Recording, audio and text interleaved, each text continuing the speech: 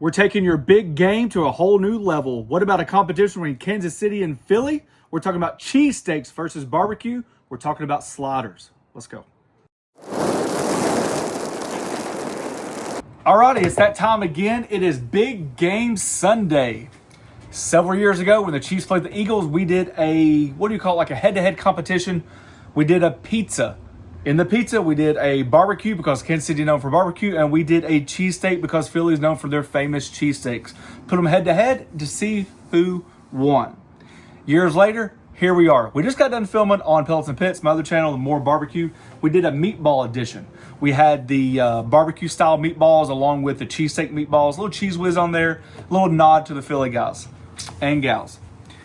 So here we are, back to square one. So we have some fresh sliced ribeye here, and we have a pork tenderloin. This is the idea. On the pork tenderloin, we're gonna make slider edition. Season up the pork tenderloin, put it on the griddle, cook it all the way through, baste it right at the end so we don't damage that griddle. And then that cheesesteak, we'll make our world famous cheesesteaks and make a slider edition, compare them to two to see which one comes out.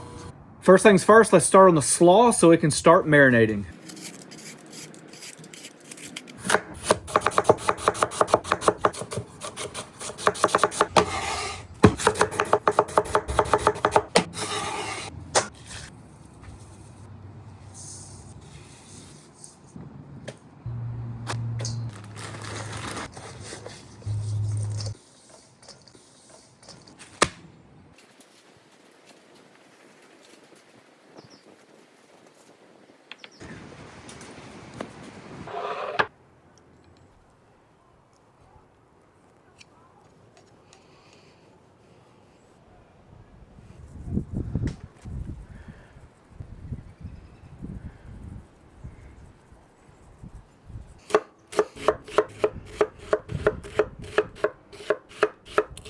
Alrighty, our prep work is done. So let's just do a quick recap along with some good house maintenance.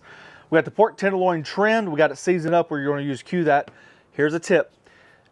I will flat out tell you that my barbecue seasoning has probably a little bit more sugar on there than others that I've tried. It's not the most sugary, but it does have sugar in there. I say that because you got to be careful on the griddle, right? You can't just walk away on a pork tenderloin and just leave it. It's going to burn on one side. It's a constant flip. Why? Because you don't want your sugars from the pork tenderloin to burn on your griddle. We can show you that. Two, we got some nice, freshly shaved ribeye. I don't know how serious you guys are about your cheesesteak game, but in Philadelphia, they take it pretty seriously. I went and bought about a 2-pound ribeye. You guys see me shaving it thin, trying to do everything I can to represent the great state of Philadelphia when it comes to this. Provolone to pay in the homage. And then we got some sliced American cheese. I'm going to do some some onions and some butter. I just love that combination. Of course, in today's world, it's almost hard to do a party pack of sliders without getting the King's Hawaiian rolls. It's like they dominate the market. All right. If you guys have followed me in the past or just new to the channel, welcome. The reason why I say that is because we also have a Facebook Griddle group. I don't even know what it's called. The Griddle Group yes. On Facebook. Okay, so look up The Griddle Group. The reason is because we get so much information from you guys going back and forth, and we get personally contacted with questions, and we try to answer them. And with all the social media, it's very hard for us to keep up. I say that because right now, somebody messaged me privately and say, hey, in the Griddle Group, somebody is saying that they don't know where to get this handheld cleaner that you always use. And they posted an Amazon link, and they showed these, okay? This comes from Traeger. It's in a kit. I personally talked to Traeger about it, and I'm so small of a guy that one ear and out the other, okay? I personally have begged them to come out with this cleaning kit for a griddle only. It falls on deaf ears. I also personally guaranteed that if I bought these in bulk, I could sell them myself or another way somehow to get you guys a cheaper one, and I can't get any traction, right? So the point is this is about $75 to $80 because it comes in a griddle kit. It's separate. Somebody said they finally found these online. We can put a link listed below. Just a hair smaller. You can see that, you know, what you're dealing with. But 2 for $10, it's going to get you pretty close. Do I like them as much? I do not. But that does not mean that I would go out there and pay 80 bucks for this unless I just absolutely loved it. I absolutely love this one. I'm saying that because now it gives you guys an option to do it. 2 for $10, I think it's worth it. Let's keep cooking. We have the Weber Slate. Haven't used it in a while. The last time we used it, we did a series video about what it's like to use a Weber Slate after months and months without using it. Will it rust? It hasn't rusted. I want to say it's been close to a year, and maybe I've used it 50 times total, and I haven't seen the first bit of rust. So here we go. Griddle's on low. We got some beef tallow down. That seasoning has sweated into the meat. You see the moisture pulling out.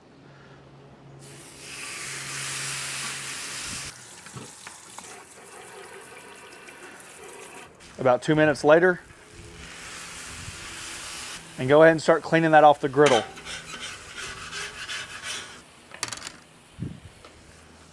To speed up the cooking process, we're going to dome it. Just don't forget to keep flipping it.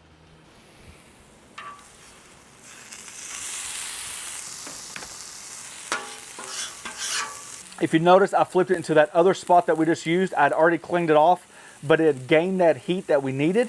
And so now we got a fresh surface.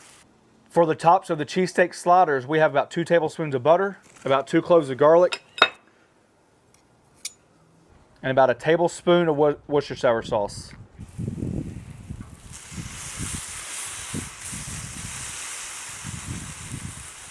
Not every cut of meat is designed to be on a griddle, right? Typically this is an oven method or a smoker method when it comes to a large piece of meat like this. So if you're going to add barbecue sauce, you got to do it at the end.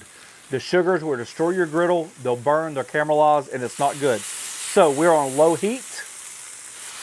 Okay, I'm gonna add the barbecue sauce and just keep basically tossing this in there to coat the thing. So like this. Kind of keep your profile small.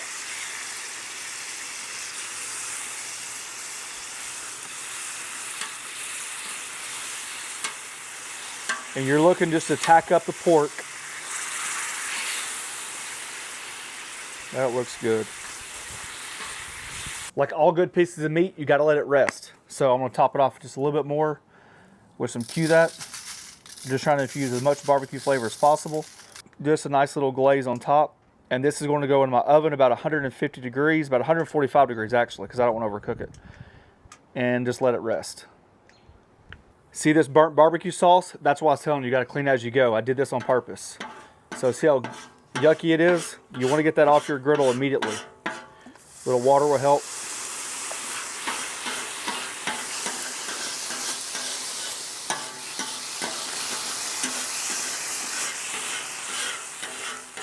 Griddle's cleaned off, pork tenderloins in. We got the griddle cranked up to like a medium, so we're rocking about 375 to 425. Thinly sliced ribeye. Seasoning of choice, I'm gonna use Smash. That's my burger seasoning. It's got like a grill flavor in there, a little beef flavor. If you don't have that, salt, pepper, garlic powder, a little W sauce, whatever you want to use. And I'm gonna come back with a pinch of pepper.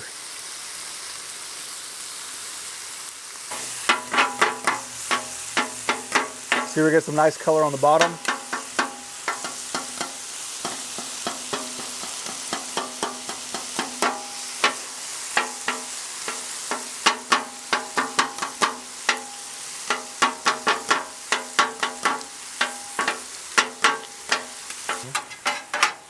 All right, it's all chopped up. About 2 tablespoons of butter. Add those onions, let it pick up some of that beef fat. We're gonna move this off to the cool side of the griddle. Let's cool it down just a little bit.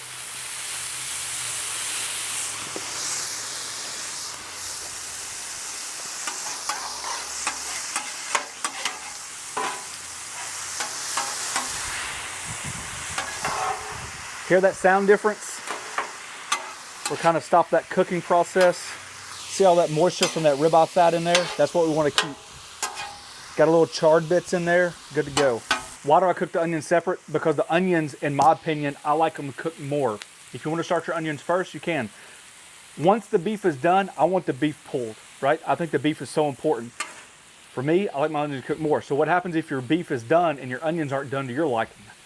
Personal preference, we can all get to point A to point B different ways. Now I'm just cooking in all that beef fat.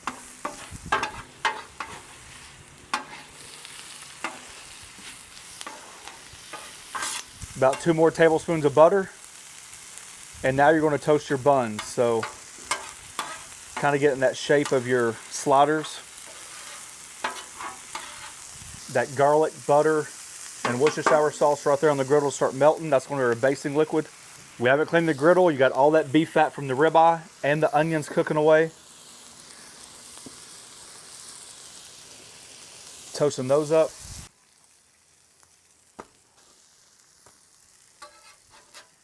Look at all the bits of fat that the onions picked up. All right, once our onions are cooked, we'll be able to move our ribeye over.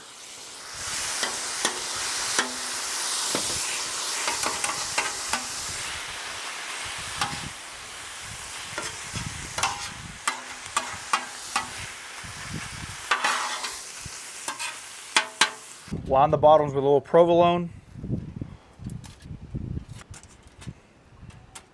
And now just going to pile your steak right on top. We estimated about 2 pounds of ribeyes, but it looks like it could be a hair less, so maybe about 1.5 pounds to be exact. Throw in Coop sharp cheddar. Throw in American. Throw in your Cheese Whiz, whatever you want to do. Just top it off with some good cheese. And then that mix we made, the Worcestershire sauce, the garlic, the butter, all melted on the griddle at the same time.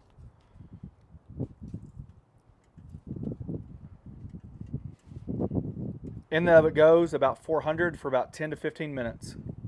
And just like that, you see why it's so important to let your pork rest. You got all that juice right there. And we can save that to top our toasted buns. We're going to follow the same suit. We're going to toast the buns on the griddle, just a little bit of butter.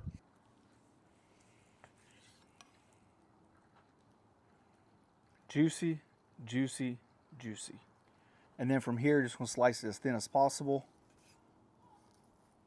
You're kind of creating like a shaved style pork. A little bit more barbecue sauce for a base.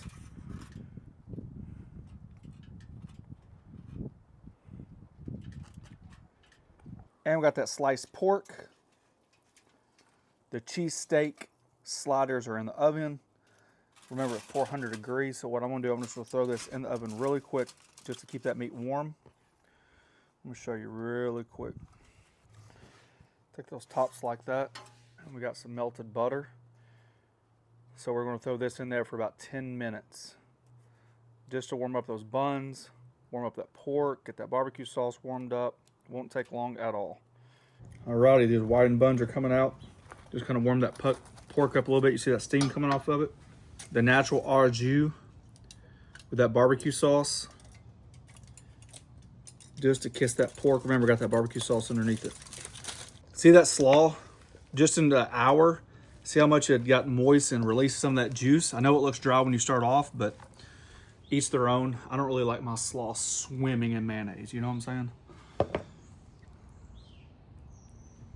Another idea we had going back and forth, the griddle version of Kansas City versus Philly was like a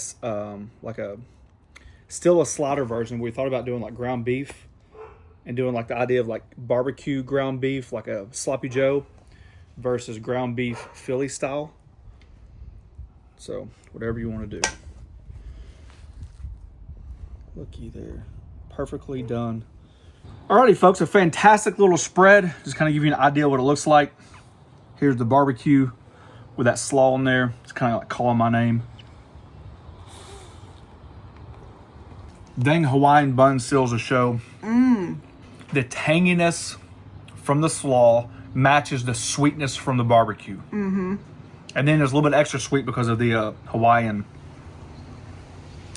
And this is funny because this, God, just look. I mean, would you just take a gander?